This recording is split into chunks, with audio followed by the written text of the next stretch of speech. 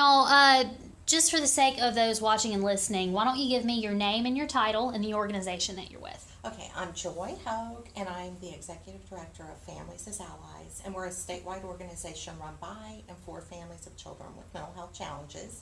So we support each other, and then we work together to make things better for our children. And the reason why we're here today is because there's been a lot of discussion in the media among lawmakers and in the public regarding the budget cuts and the job cuts with the Mississippi Department of Mental Health. And you actually contacted me after one of our stories came out last week, and you wanted to discuss what the problems actually are. You felt that there was kind of a disconnect in what was being said and what the issues actually are. So explain that to me a little bit. And I would say that I think there's a bigger picture because, of course, I don't want anyone to lose their job, and I never want to be misunderstood on that. But as far as the mental health budget goes, we absolutely want to make sure that it's funded and it's funded the way it should be. But those are two different questions and two different issues to look at.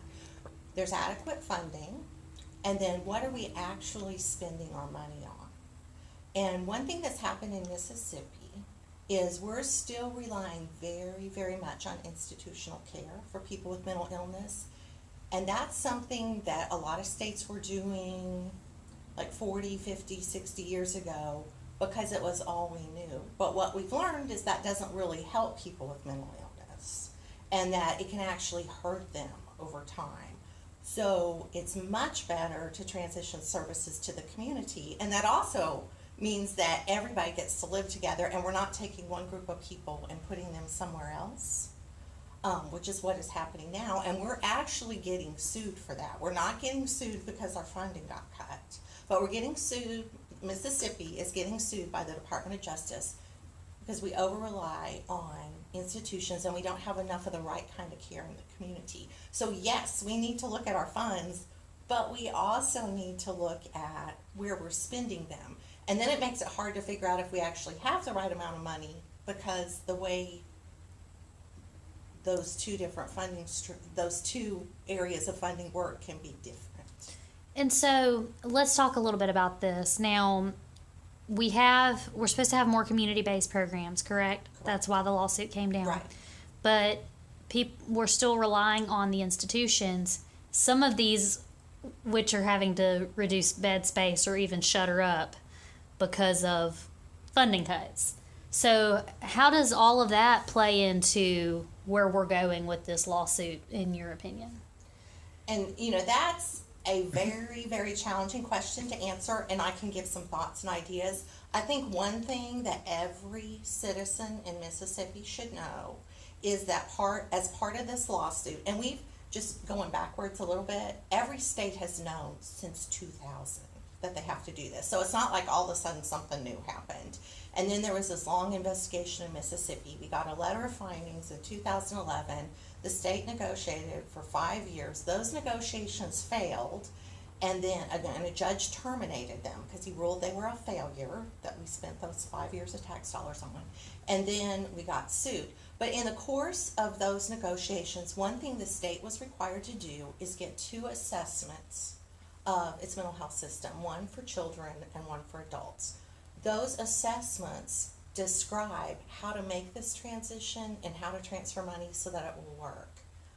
The state refuses to release those or make those public, and we all as taxpayers pay for them. So that would be my starting point, is why don't we just take the information we already have and use that? But since we don't have it, these would just be some general things to think about.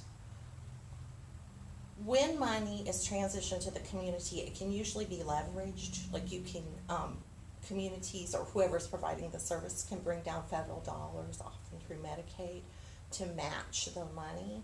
So if we started looking at, and I know this would be hard, and we would need to make sure people had the support, like the people working in the institutions, to begin providing the same services in the community.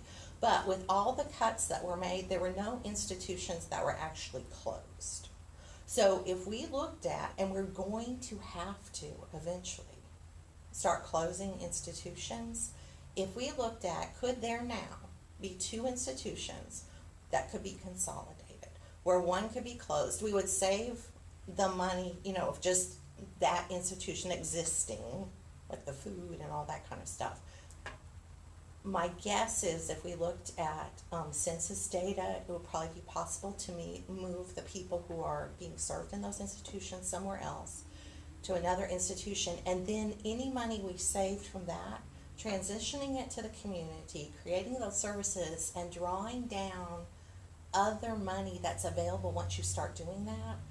In Mississippi, we draw down with Medicaid, and I know there's lots of questions about how to use Medicaid, and I think there's ways to use it very responsibly and make sure we get good outcomes. But we draw down $3 of Medicaid for every dollar we spend. We can't do that in institutions. So we would automatically quadruple some of that money if we moved it to the community. And so by not looking at these options, by not having these possibilities right now, there are mental health crises that happen every day. Exactly. So talk to me about the daily struggle of someone with a mental illness. If they have a crisis, where do they turn at this point? Okay. And just to be clear, we're talking about our organization is dealing with families of children with mental health challenges. So I can talk about what happens with children. Sure. One thing that is available, but it doesn't consistently get delivered, is all of the mental health centers are supposed to have 24-hour crisis response, in-person crisis response, so that they can come out and help with a crisis. And sometimes we see things like, often at transition points, that's where it's really challenging for a child with a mental health challenge, like when they have to go from getting home from school to doing their homework, or when it's time to go to bed. That can really precipitate crises. Getting up, having to get on the bus can end up being a full-blown crisis. So if in those situations where that crisis team is well trained and they actually come out and they help get through the crisis, that's very helpful. But a lot of times families are still just getting a phone call, or just being told, well, you should just discipline your child or something like that. So it's not working very well. And then that will start escalating, and then sometimes the police get involved, and then that child is taken out of the home and may end up in a very inappropriate criminal justice facility. We've had children as young as 9 held in jail, in an adult-type jail for 2 weeks with adults while they were waiting for services, and then they tend to cycle in and out of the institutional facilities we have. And I'm not saying that people in those institutions don't try to provide very good care. They're wonderful people, and they're trying to do the best they can, but that's just not the model that's going to help children the most. And then sometimes what happens is parents are trying to deal with all this, trying to get help, and then some sort of crisis will erupt where maybe that child will hurt another child in the home, and then that child is taken away because those parents are seen as neglectful, even though they've been trying to get help and the kind of help that we need. And then they may lose their other children too. And then you have 3 children who've ended up in foster care who are going to go through all the trauma that you go through by not being with your family. So it's a vicious cycle. And so what does community-based care for children with mental illness look like? It includes a wide range of traditional and non-traditional services. So things like that people are familiar with therapy, medication management, case management, all those things would be there. But there'd also be a wider array of services developed in partnership with the family, so that the family's saying, this is what we really want. And families are going to tell you the outcomes they want for their children. Like, I want my child to graduate. I want my child to be able to play baseball without problems. I want my child to have friends. I want my child to be able to be in Girl Scouts. They're not going to say, I want my child to have fewer symptoms. And in fact, if those symptoms can be managed while a child's doing all those things, I think people will gladly, go for the outcomes versus reducing the symptoms. So having a wide range of services and supports that helps get that kind of outcome. It might be helping going in and training a teacher so they know how to deal with that child. It might be sending someone who can help that child learn how to act at Girl Scouts so that they can get the same benefit out of it as everyone else. It might be a special camp in the summer for that child who loves baseball to help them learn to manage their behavior and also gain those skills, all kinds of things like that, but a wide range of things so that children don't so that they can accomplish the things, and the same thing with adults, that everybody else can, which means they're going to be able to give back more, and adults are going to be able to work, and children stay in school, and then also that their mental health symptoms be managed. And then with all of this, these children grow up to be adults in society. Right. And so, and so then you see there's, I hate to talk about it in terms of dollars, but more taxpayers. Right. And if we can intervene early and really have those kind of services that are focused on the real world outcomes for children, we're going to spend fewer dollars on the adult end, and we're certainly going to stop, I hope, this pattern of people just cycling, whether they're adults or children, in and out and in and out and in and out of various institutions. I mean, there's many children in this state who have been probably in and out of 20 different facilities, plus in foster care and plus all that, and they may have been managed during the time they were in those facilities, and it may have kept everybody else's lives less disrupted, but that doesn't really mean that they achieve the outcomes that we want for any child, or even that their symptoms got better managed. It just kind of means they were housed. They were warehoused somewhere. Mm-hmm. So what needs to happen? Well, I think we need to have the information that we already have that gives the blueprints for doing this, and also the systems that are getting sued and the providers need to come together with organizations like ours and the Attorney General. Everybody needs to come together and say, what would actually help? Now, one thing that's happened in other states that have successfully resolved these kind of issues, and they happen to have also been sued, but the real thing is that they resolve the very kinds of issues that we're talking about.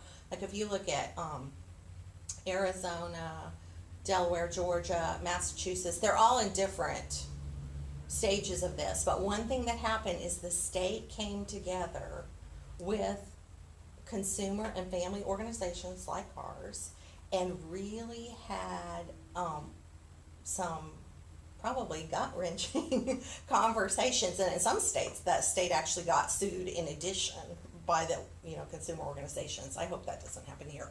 But to have those really, really frank conversations and planning about what actually needs to happen. Like, what kind of services do families need?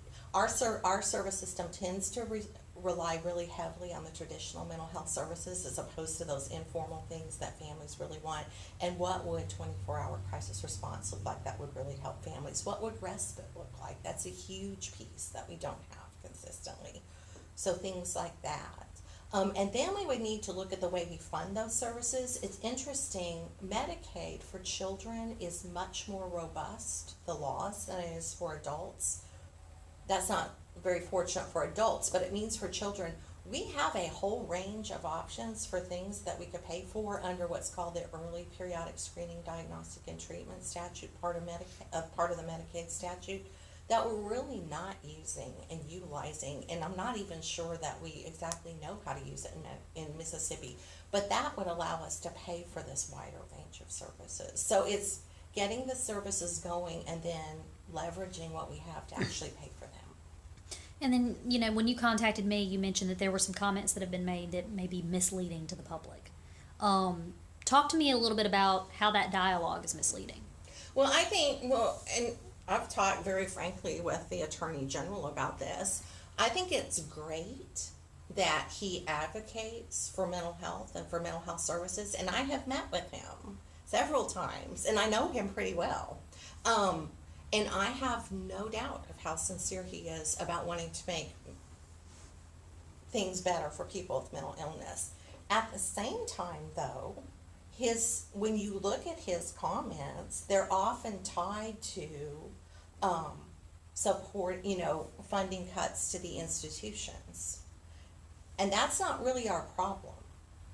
I mean, that's something we need to resolve as we fix this. But that's not the primary problem. And then I have great concerns, and he knows this is my greatest concern with his public remarks, is when he refers to people with mental illness as the least among us, And in his last, I think in your article, he said something about they don't have their mental faculties.